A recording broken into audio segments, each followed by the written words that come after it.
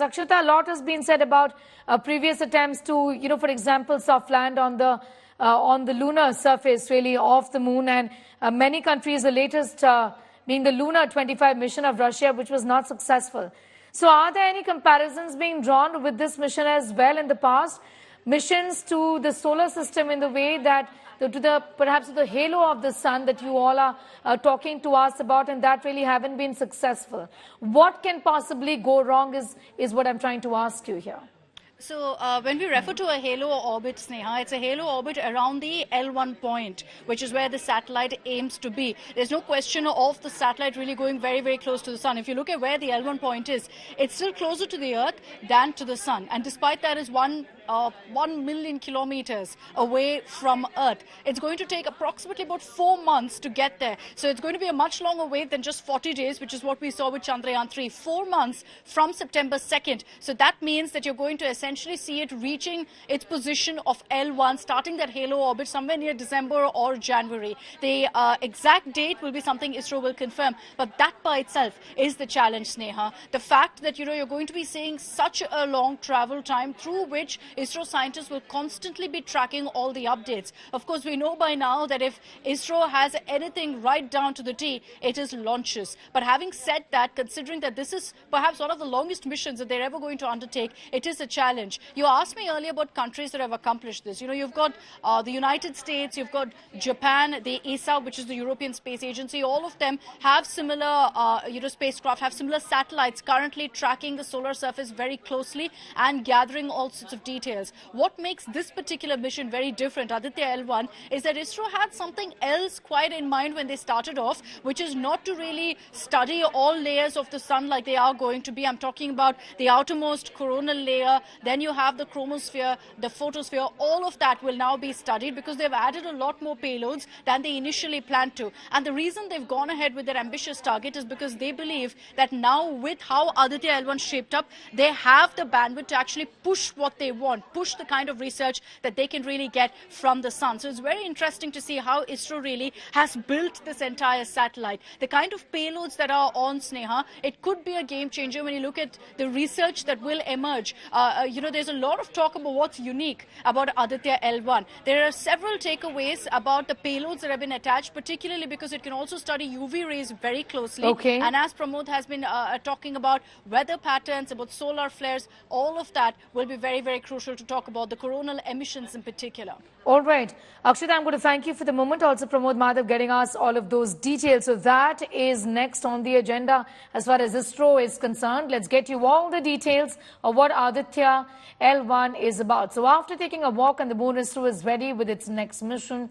After conquering the moon, ISRO's next goal is the sun. Aditya L1 mission is going to be launched on the 2nd of September. It will be a lot more challenging than Chandrayaan 3.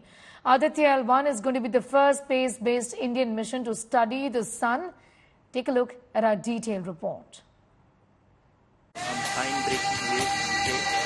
एकदम करीब आ चुके हैं। आप तालियों की गड़गड़ाहट से सुन सकते हैं कि हम लोगों ने तीसरे चरण से, जी हाँ, आप अपने स्क्रीन पे देख सकते हैं कि हम lander module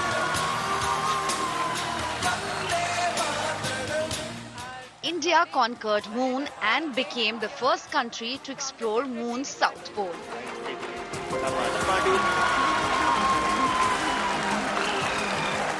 Now, India is all set to make history one more time. After moon, ISRO is heading towards the sun.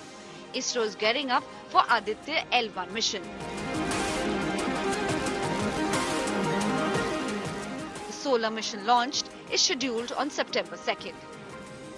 Aditya L1 mission is more challenging than mission moon. It will cover a lot more distance than Chandrayaan 3. Spacecraft Aditya L1 will travel the distance of 1.5 million kilometers, which is about 4 times farther than the moon.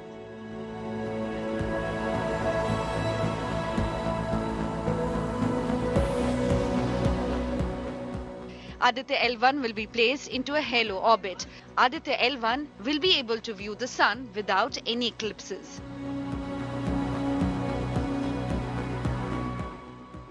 ये काफ़ी challenging mission है।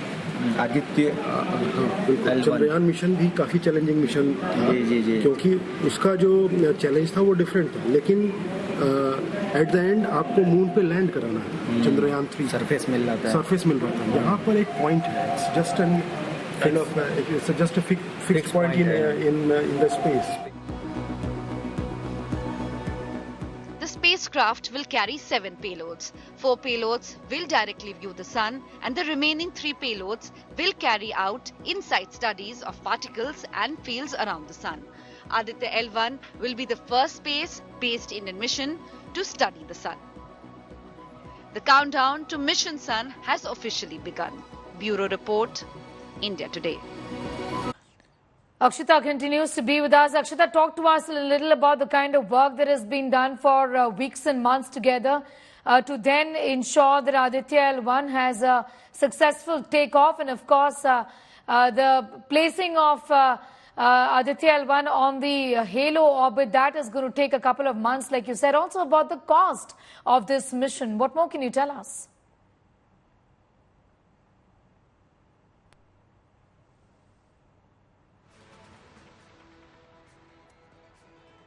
They're saying that this is just the first step that we are going to take to study the sun. So while now you're going to see Aditya L1 taking off for the skies, and another 4 months reach that L1 point from where you will see constant monitoring of the sun 4 months from now. You could see a follow-up mission also. Essentially, ISRO points out how there's another Lagrange point called L5, which is also very, very crucial, another vantage point. And much like the moon here too, you've got the south and north pole of the sun, extremely crucial, because in every part of the solar surface, it emits very different kind of rays, and they want to kind of study that from different points. This is just the first step towards studying the sun. So you can expect an Aditya L2, L3, in all likelihood, an Aditya L5 first. So don't get confused, because it's not really going as per numbers. It's based on where it's going to be located. Also, another important aspect to highlight here is that, in the study of the sun, very often there are questions about what is the need to ensure satellites so close to the solar surface. What really can you get as the big takeaways from something like that?